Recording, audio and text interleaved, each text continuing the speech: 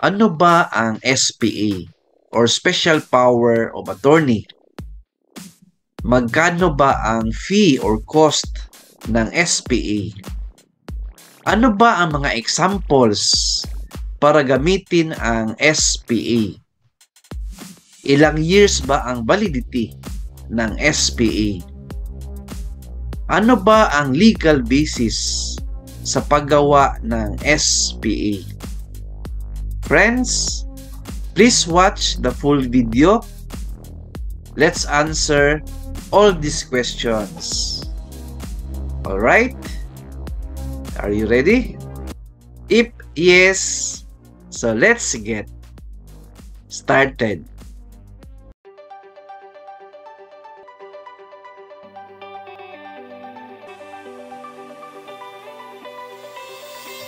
Disclaimer, ang video content natin ay hindi personal opinion but based on research sa reliable website. First question, ano ba ang SPA?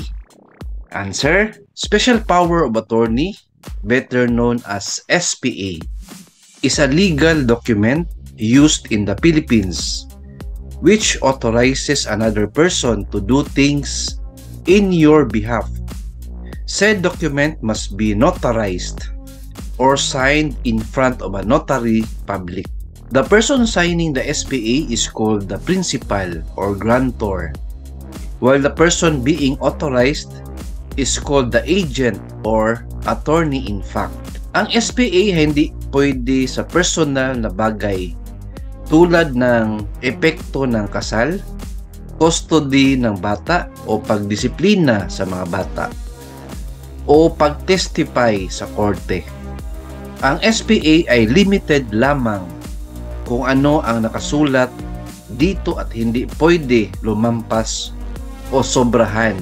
So friends, very clear, ang SPA ay legal document wherein kung magpagawa tayo, dapat sa office po ng notary public or lawyer or abogado.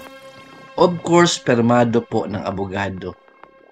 So, ang SPA ay hindi pwede sa mga personal na bagay but limited po sa mga specific na instruction or bagay na gusto ng principal or yung nag-give ng authority or nag-authorize ng isang person, which is the principal or grantor. Right? Ang tao na binigyan ng authority is called agent or attorney in fact.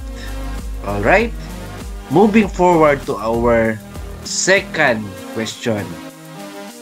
Ano ba ang mga example para gamitin ang SPA? Answer, number 1, pagbili ng lupa o bahay. Number 2, pag-withdraw o deposit ng pera sa bangko. Number 3, pagkuha ng titulo, cheque at importanteng dokumento.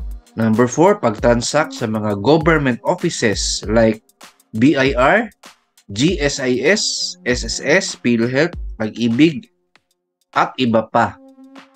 Number 5, paggawa ng nakasulat sa SPA.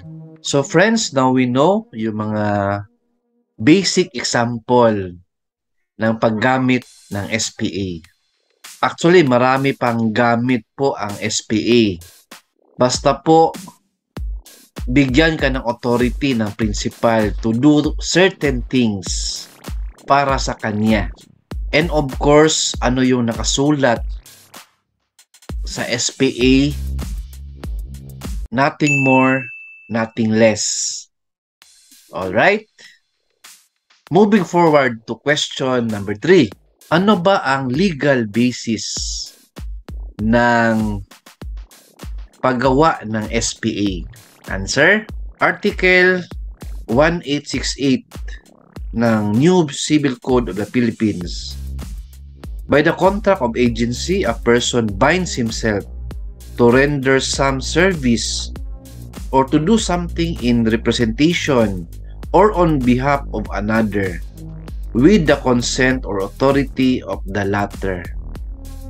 Before we continue to our next question, konting favor lang po.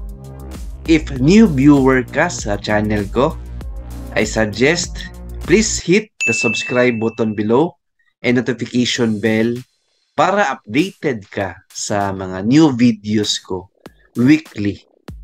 Thank you and God bless to you. Okay, moving forward to our last two questions. Magkano ba ang cost or fee if magpagawa ng SPA? And ano po ang validity ng SPA? Ilang years ba ito? Answers: the Integrated Bar of the Philippines IBP in each city has standard schedule of fee published on their website, which you can Google. SPA documents contains your details with name and ID info, purpose of the power of attorney, person who can act on your behalf, etc. This fee may cost 1,000 pesos to 1,500 pesos. How long is SPA valid? Answer: once the SPA is invoked, it usually is irrevocable unless the principal regains their capacity to make decisions for themselves and can revoke the power of attorney. Otherwise, it does not expire until the principal's death. So friends, now we know 1,000 po ang minimum ng paggawa ng SPA, up to 1,500 as of this time, no, na dated August of year 2022. So according yan sa research natin and according to my lawyer friend, no, I also asked him yesterday through text. Nag-text ko yung friend ko na lawyer. It is confirmed 1,000 po ang charge ng paggawa ng SPA. Alright? And ang validity ng SPA is until the principal's death. Ibig sabihin, valid po yan from the time na ginawa ang SPA until ipa-change po ng principal. If merong bago na ipagawa na SPA, yun po ang basis natin. Or if mamatay na po ang principal, dyan po mag-stop ang validity ng SPA. Alright? Friends, now we know about SPA or Special Power of Attorney. Hope you learned from our video content today. If may question ka, suggestion or comment, please write in our comment section below. I will make time to answer that. Alright? See you in my next video. Thank you. God bless. And 2 thumbs up.